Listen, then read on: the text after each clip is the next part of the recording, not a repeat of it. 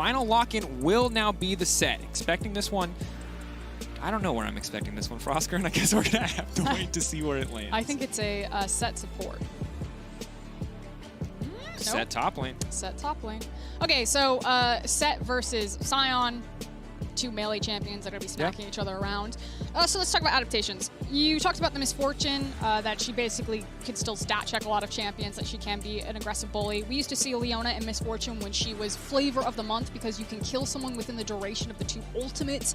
The Leona CC lock long enough for the bullet time to just wreak havoc. And it also does kind of work with the bigger picture. A lot of issues when it comes to team fights because she's a lower range champion unless she's using the double up to kind of extend that range or cheat it, especially when you're against something like a Wukong and a Senna. Senna will outrange Misfortune, and the Wukong being able to just completely deny her from fights. So I'm really curious how Zeitnite is going to make this pick really work for him. Something we'll look at, but of course, resetting expectations. We came into this series not sure what level we were going to see from both of these teams after they struggled in the second half of groups, SuperMassive and Mad. SuperMassive initially expected to potentially leave the group at second seed, but lost that right as they fell to Legacy, who had a breakout performance yesterday, even though they did fall to Team Liquid. So now here we are, 1-1. One final best of 3, essentially, to decide who will move on and who will go home. And for the TCL, this is it. All their hope lies on SuperMassive. And for the LEC, well, maybe they're regaining faith in the Mad Lions after their Game 2 performance, but they probably remain skeptical. So big pressure on both sides. This is often the most pivotal game, naturally, because this will move someone to match point. Moving to a world stage, dealing with that pressure, dealing with new situations, who can keep calm and maybe push this series the distance as we check in on the jungle pathing.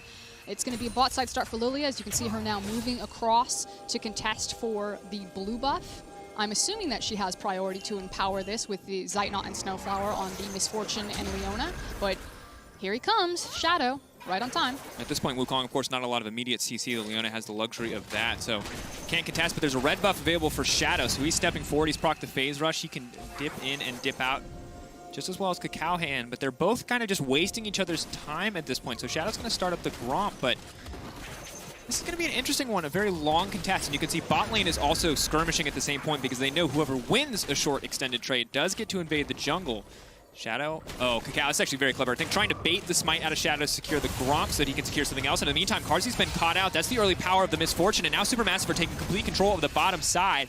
Shadow did manage to secure the Gromp, but Cacao is getting lower and lower. No blue buff to back him up either. Shadow almost completely out of mana. They have no bot lane prio at this point, so he will have to concede this one.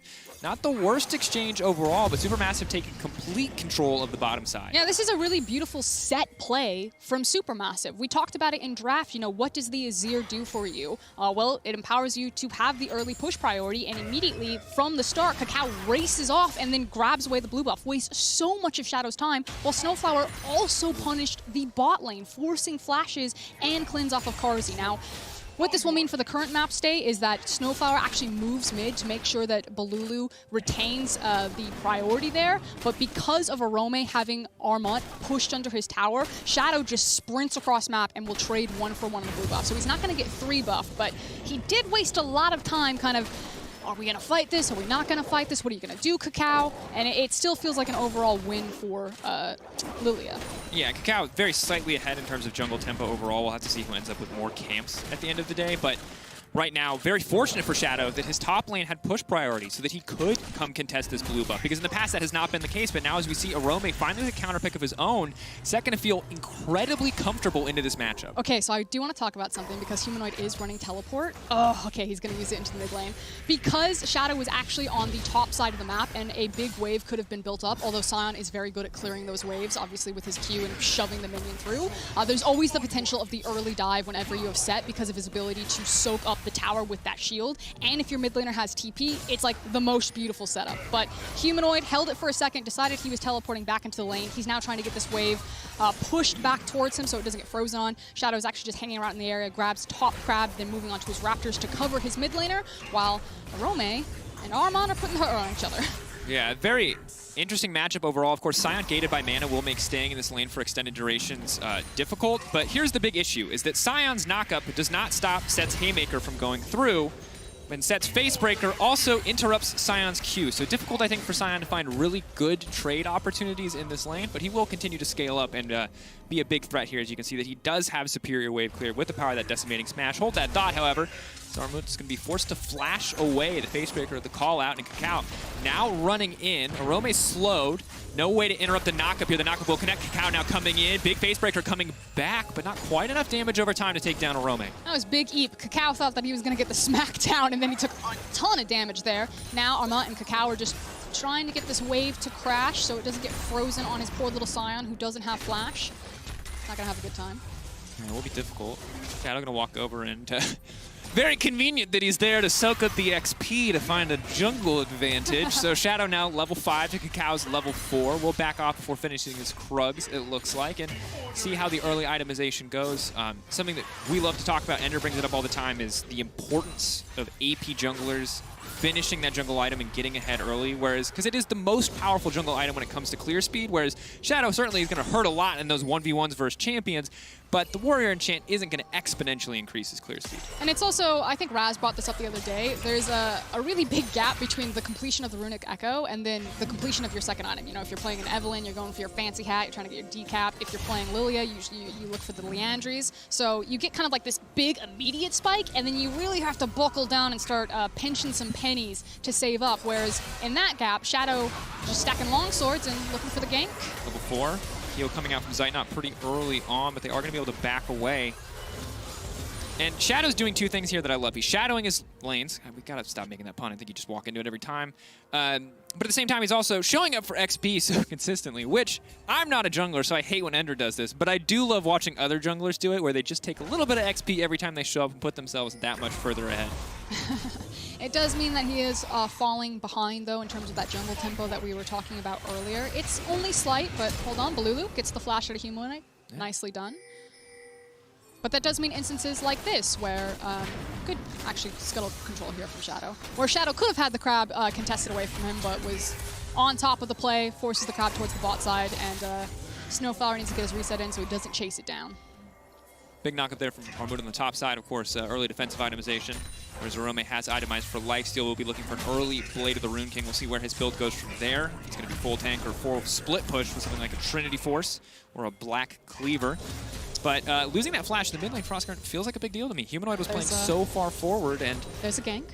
Now Kakao is looking to sneak his way in there. Only level 5, maybe hoping. Here comes the train. Yep, there it goes. Arome pull back on the Facebreaker. Can't dunk down, though. First blood coming out. Arome going to flash out to safety. Is going to get finished off by Kakao in the end, but turning that into a 1-for-1 is not a bad look, as now Shadow into the enemy jungle, but only level 5 to Kakao's level 6. The only really nice thing, though, is that you have a Sion, so Armut still got to pick up some CS on the back half, is now they're hard forcing this Azir away from it, picking up a lot of plates, and I believe denying him a total wave. Ah, good guy Karzi also picks up the tower aggro from Humanoid to walk them out safely. Yeah, Karzi working on a support performance, running straight to mid lane after his recall. And overall, things looking a lot closer than they did in game 1, especially where we saw the Sen of Wukong lane from Mad as well. Arome seeming to be much more comfortable as the series pushes on, and as Mad Lions put more priority into giving him a comfortable lane matchup. So there's going to be a window here where Mad Lions... I actually find that really interesting. Okay, so Balulu's blue buff is up. You can see that there's a control ward on it right now that Kakao has just walked over. And I was curious if they were going to use this space, the Mad Lions, to actually try to secure the Ocean Dragon on the bot side of the map. But instead, Shadow doesn't reset and head towards his bot side camps. He's actually just walking towards the Herald. But I don't know, if Azir picks up the Dragon here or trades blue for blue, I'm not sure how I feel about this one. I'm going to have to wait, watch what happens here, but it's kind of weird. I mean, the other big question that we have to ask is where does the Herald go and who gets the gold? Because obviously you can snowball the Cinder forward and that's going to feel good, but the sooner you get Arome to Blade of the Rune King in the top lane, the sooner this becomes pretty unplayable for Armut. He's going to be trapped under his tower 100% of the time, and pressure is already not super favoring him, so keep our eyes on where the Herald does go. It does not right now mean giving up the Ocean Drake, but does mean that Kakao is able to power farm a lot more. He opted to take the blue for himself. leaving Bolulu on his own there in the mid lane, as now SuperMassive will start the Ocean. It means that you give up the Ocean because you gave away what side of the map that you were on, and the expectation will always be that you're probably going to reset after taking Herald. I do agree with you, though, and it seems that Shadow's thinking the same thing as you, Dracos, that he's kind of hovering behind Arome on the top tower, and they're looking for potentially setting up a gank here on Armut, hopefully kill him, and then turn that into plates for Arome to try to snowball set to continue to have kill pressure on this top lane. But I actually think that while it wasn't the worst Herald take, that SuperMassive still got kind of everything they wanted on the map. They pulled Snowflower, helped Bolulu continue to pick up waves. You can see he's fallen a little bit behind in CS from the wave that Carzzy denied him when he walked mid, but is otherwise fine. He doesn't have a blue buff, so maybe contesting for mid priority is going to be a little bit harder, but it's still in Azir, so it doesn't really matter that much. I don't know. It really depends on where this Herald lands.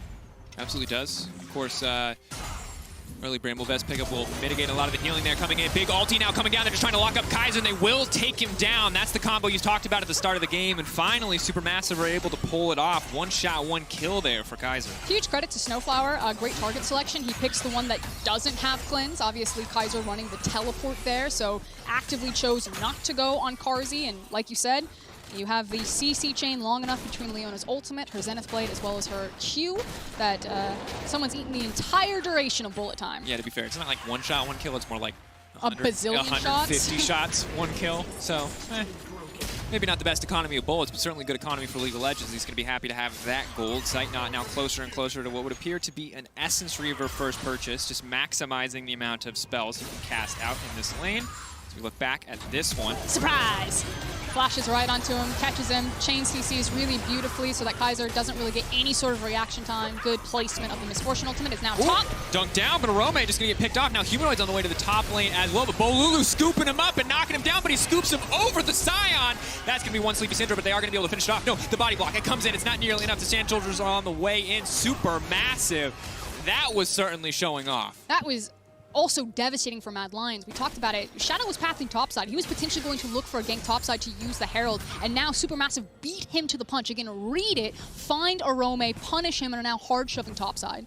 And Bambi's Revenge certainly looking good. Right as Arome finishes the way to the Rune King, they find the collapse on the top side. Shadow holding on, but he's running out of time on that Herald. If he doesn't find a lane that they can push out soon, he's not really going to get a good use of it. And already SuperMassive, a dragon in their favor. 4 kills to 1 and almost 20k to the 18k of Mad Lions. This is certainly a commanding early game performance. And this is why I was kind of sideways on the Herald to begin with. It feels like it ate up a lot of time from Shadow where he wasn't really impacting his lanes. It doesn't help then that his lanes are getting outplayed both top side and bot side. Obviously not a huge Arome fault here, but Kaiser and Carzzy definitely being caught off guard by Snowflower and Sight Knot. And it just means that Shadow doesn't really have anything to play through here. So that time wasted and invested into taking the Herald doesn't translate. Where, like you're saying, Bambi now has a pretty sizable speed and lead through the jungle, also 2 kills, a lot of CS underneath her, and the dragon. So I feel like Mad Lions, they've got a small window before the Herald times out. Is it going to time out? He's just going to drop it in mid lane. He's like, eject,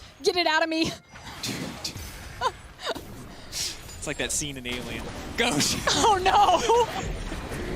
Gonna push into the mid lane, Shadow, plopping down the Rift Trail here. Gonna grab a few plates over to Humanoid. He'll be happy to have that one. It should let him finish Glutens here pretty quickly, as Kakao has a hard time approaching this. Humanoid still with a lot of individual kill pressure. And here's the thing. We talked about Bambi's Revenge here, and Kakao doing a much better job of impacting the map early game than what we saw from Shadow previously on the opposite side of this matchup. And that's concerning, because Lilia feels like this champion where when she's strong, she's unstoppable. When she's weak, she feels completely useless. But right now, Kakao is strong. He's got the phase rush, is only going to make him faster, harder to lock down for a lot of these champions. And if he gets that Leandre, he's way ahead of schedule. Not going to be a lot of options, especially for a guy like Arome on the top side, to stop this champion from just rocking up and killing him at any time. But he's still in Hoover mode.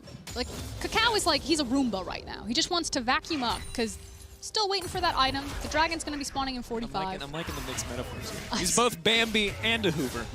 Put that one together, audience. That's why I want the photoshops to tag me at Frostgaren. Good luck spelling that. Don't forget the urine. It's very important. Sorry. You're fine. I had another cup of coffee. I definitely shouldn't have. Yeah, Like, three no more coffee. I thought we talked about 3 as the limit, but you're out of control today. And Kakao might be out of control too, as we were mentioning. Here on the bottom side, though, difficult news for the Mad Lions is that Essence Reaver is completed for Misfortune, but Kaiser is still on bits and pieces of this Trinity Force. And unlike the last time he played this champion, there's no exhaust on the enemy team, so if he does get on the backline, it will be a little bit more effective. But the backline from the enemy team is looking scarier and scarier as Bolulu showed up on the top side, and meanwhile on top lane for Armut, he's getting run down here slowly but surely. You can see that Arome wins this trade, but he has to just keep extending it to come out on top. It's actually really important for Arome to take hard trades here because we're setting up for Drake as the fight down here. Really main priority. The lock up, they're just going to one-tap him to start the fight up, but the double lockdown is there. Shadow trying to move forward. Snowflower ready to body block. Humanoid on the way in. TP coming in as well. Sion's going to come to the party, but the instant suplex back down, but he throws it right into the backline, and that's not what he wants. He does interrupt the knockup as well. Humanoid, meanwhile, isolated off to the side. He's going to throw down the ultimate, but Bolulu manages to make it out. That's Humanoid dead. That's Mad Lions falling apart as Zeitnot just looks to clean house. Armut running forward. They're ready to keep this dive going in. He's going to make it out. He's got the Soul Furnace Shield coming in as well. Carzzy taking down the double for Zeitnot. It's just too clean. SuperMassive 9-1 in kills. Just smacking him in the face with the stat check there on Miss Fortune. She does ludicrous amounts of damage, especially right now. And like you said, it's SuperMassive that come up on the skirmish in bot side and then snowball that into another dragon. They're looking for the stack, and Cacao is 4-0-3 on Bambi. Immaculate performance. And again, here we see the setup. So flawless. Kaiser forced to burn the W early. Once that clone is gone, they know they can hit the real one, and it's just easy. So look at the teleports. What Arome was trying to do was, in preparation for setup of this fight, although Mad Lions were picked out, is he was making sure that he would have a health advantage if they fought cross-map and decided to teleport in. The issue is that Mad Lions got picked out as the fight started. Arome immediately pulled the trigger and went. Armut actually got to back. He takes a huge chunk of health from the set in the top side, backs, full heals, and then teleports into the fight. And here's the thing that we didn't talk a lot about in draft, because I think as people watching Mad Lions were like, yes, finally Arome got a counter pick on top side. Mad Lions is almost exclusively physical damage. That is 1.5 armor items completed for this Sion. So while it probably felt good for Arome initially to dunk that Sion back down to his team into their waiting arms, they couldn't kill him because that Black Cleaver is not completed. There is not armor penetration yet. And right now, Armut, despite getting beaten down a little bit in the early laning phase, through the help of Cacao, is now essentially unkillable. Humanoid, though, luckily for him, is the one champion on this team that can burn through that health bar. I mean, he can more of like chip through. He can chip away at it slightly more notably. He's trying to cut down a tree with a butter knife. Yeah, everyone else has a spork. Is that where we're at right now? I think everyone else is like a toothpick. Yeah, and this is difficult because finally, like, to give Arome the counter pick, Arome seems comfortable in lane, but then Cacao puts attention topside on a tank that we normally expect to be completely on an island, and he's behind again. And Armut, despite taking the blind pick, despite getting the counter pick, is once again in a way better position to impact his team, and now he's abandoned finishing the Thornmail, and instead is going straight Titanic. And it's going to get very hard to be Humanoid or Carzzy in these fights against the Titanic Sion. And then, meanwhile, while all of this is happening, that big front line that you're talking about, Draco's just getting even more meatier and beefy. Don't combine those words, that sounds wrong. Bolulu, on the opposite side, is now also in Hoover mood. So we have Hoover mood. We have two farming people in the Lilia and the Azir, and they're just soaking up all of this gold, all of this experience, and being that late-game insurance policy, while Miss Fortune and Sion can beat on Mad Lions right now. Yeah. So side lane assignment's not looking great. Ooh.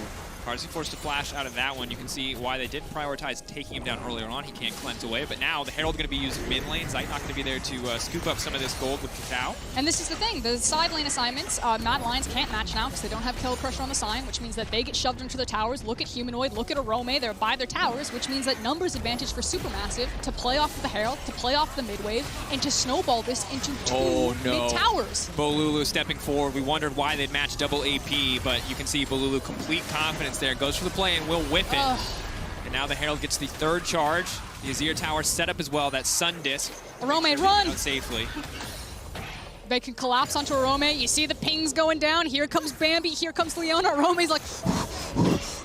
Yeah, and credit to SuperMassive. They adjusted their draft coming into Game 3. They got blue side one more time, and now Mad Lions have done nothing this game. This has been complete and total dominance. Now, they had stronger early lane setups. It felt like Arome was doing fine, but outside of that, we've got duo kills, 2v2 on the bottom side. Mad Lions doesn't feel like they've really been able to get a single play down in their favor ever since we saw that TP topside where Humanoid came in a little too late and ended up getting cleaned up by Bolulu. And since now, SuperMassive full control, cruise control now. So let's take stock of the map. Dragon is spawning in 1 minute. That means, as where Mad Lions are, the mid wave is going to be very important. You'll hear us talk about it all the time. So I expect that SuperMassive will send 3 people, Azir, Leona, and Miss Fortune, to hard shove mid, and then to move into the Drake. Checking summoner spells, Humanoid's Flash will just come back up, so they should be okay for this next team fight, but across the board in itemization, that is scary. Look at Miss Fortune's items. That is the maximum damage build for the AD carry. The Essence Reaver into the Infinity Edge. Reminder, her ultimate can crit. So if you roll that unlucky into a Dragon Pit, the Colosseum, if you will, that will be spawning in 29 seconds, will be the 3rd dragon, setting up SuperMassive for a soul. Yeah. That's big yikes. And it's difficult, too, because Set is itemizing for side lane presence, right? So he's not going to be the beefy front line that you want to protect your back line. Maybe Wukong can be used a bit more to peel, but I'm worried for Humanoid because this is going to be a difficult one. The knockup will connect on the cards, though. Armuch is running forward. Bolulu on the backside. They're going to grab this one quite easily. Zeitnot now on a rampage as he gets the kill, and that means Cacao can just start this dragon. No one else really needs to come because Mad Lions cannot contest. The only option that Mad Lions had was to try to trade something. Either you find a pick, which is Carzia that ends up getting picked, or you try to trade cross-map, which is what Humanoid was setting up for on this topside tower. Now, they do find the Scion, but as you can see, it takes a long time. Burn 2 flashes. He charges the Q in the prone. He can probably try to turn this for a Doesn't 1 have ult. if he uses ult, but he doesn't have it. Good catch. So Shadow will grab that kill. And that'll be good, but definitely not worth the Dragon trade. So while Mad Lions certainly are now striking back, it is SuperMassive who continue to come out on top in this game. 4 towers to 0. I'm just blown away at the turnaround between Game 2 now and Game 3. SuperMassive obviously had some solid moves in Game 2, but this is just a completely different level of performance. And obviously, when you look across the scoreboard, names that will be standing out to you and names that we've talked about are, like Armut up into the top side. The fact that Cacao is being a huge benefactor of picking up all of these kills. Miss Fortune Zeitnot also now massive 4-0 and 2. But I do want to give a shout out to the Azir pick and Bolulu in specific because his ability to constantly have pressure on his waves and his resets about how he's always moving around and getting Mad Lions to react to the pressure points that he's created on the map has allowed SuperMassive to get to these setup and these plays first. And Mad Lions are just a step behind them and are getting punished. Oh, that's a sleepy Set. Kick things off. Cow just threatening with the ultimate there. Trying to create a bit more space for his team to push in the mid lane. Mad Lions don't have great flank options at the moment. They can try to wrap around here, but they're just pushing in. They're looking to break this inhib, and Mad Lions, they're split on this decision. There's enough of a creep wave here that they can just burn this tower down. Zeitnot stepping forward. Bad news for him is that the caster mages are a little bit out of range, but he's still going to grab it uncontested as Mad Lions are kind of caught sleeping. We're going to see some desperation from Mad Lions here. They're going to start throwing Hail Marys again like they did in game number 1. There are teleports on both Kaiser, Humanoid, and Arome, so there's potential there, but they don't have the vision. There's no deep wards for them to get access to, so great vision control from SuperMassive to even allow them to take that mid lane inhib and push so far up without being punished. Mad Lions are spinning. They got to find some way to grab hold of SuperMassive and force a fight, find an unfair advantage, get those flanks, but they are just getting steamrolled in game number 3. Yeah, and a lot of the things that we saw in game number 2 just have not been there for them. We saw Shadow much more comfortable as jungle champion. Don't get me wrong, the Graves has been solid, but the other big piece Look at of that Arome's puzzle face. was Humanoid showing up and pushing out his lanes and winning out. And Arome, while he was set up for success in the laning phase, SuperMassive immediately shut him down, and he's right back into the position that he has been in so many times this tournament, playing from a deficit, knowing that he doesn't have kill pressure on that Scion, because it's not a Titanic, it's a Sterix coming through, and that is still a massive spike, but there is no way without, I don't know, a minute and a half that this set is going to be able to burn through that Scion's health bar. Like, don't get me wrong, Arome's probably just thinking, focusing on the game, but the facial expression just looks like damn, what am I supposed to do here? I mean, on the opposite side, too, you see this, what I would describe as a cocky grin from Mr. Pearman himself. Feeling confident as Carzia is once again going to be in trouble here, but the Scion out now moving forward. Umber with a big knock-up, but it will get interrupted. Humanoid going to burn the Scat of the Week. Now it's Kaiser moving into the entire team, trying to move his way into the backside.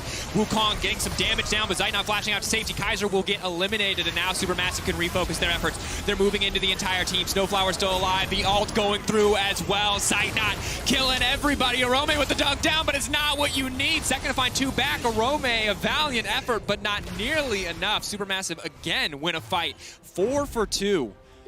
It is a slaughter, but SuperMassive are not going to immediately turn on the Baron. Obviously, Shadow's still alive, showing some patience and control that maybe they haven't shown in the first 2 games when it comes to that objective. But he doesn't have sight in that bush, and this is going to be difficult. Luckily, FaZe Rush is going to take oh him no, out the to TP. safety, but there's a TP in the mid lane, and he's been here before. Oh no, they love killing Shadow. Going to chase him down. Bolulu now on a rampage. That's a staggered death timer for the jungler, and that means priority access to this pit for SuperMassive. Yep, so they found the jungler. Like you said, Shadow didn't have vision of that. He was just making sure, checking it, because again, he's been told that SuperMassive will go to Baron at every single turn here. But this time, they didn't. They learned, again, Academy Award goes to them. They faked it. He walked right into the trap. Good TP from Bolulu. Sets up a free Baron for SuperMassive. It has been total domination for this entire game.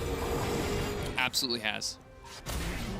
And we look back at this play, and the Scion, again, doesn't get the prettiest scoreline in this game, but the impact is massive, burning so many cooldowns early on. As we see this, Kaiser wants to shut down the backline, wants to get something done here, can't quite finish Zeitnot as he still has the flash up and available. And despite Zeitnot's low health bar, he and Snowflower still find a way to lock down and take out Humanoid. Rome is a bit more done as he finds the double on the back end of that showstopper, but just can't get through the Asif and the Scion at the end of the day. And that's the only silver lining there for Mad Lions fans. It's the fact that Rome elbow dropped on top of Snowflower there and managed to pick up a kill. As we're now looking at the Soul. Armont going in. Sidestep from Humanoid, but he has to move back into enemy territory to do so. Eyes on Cacao and the ultimate. Where's the sleep gonna go? Swirl Seed.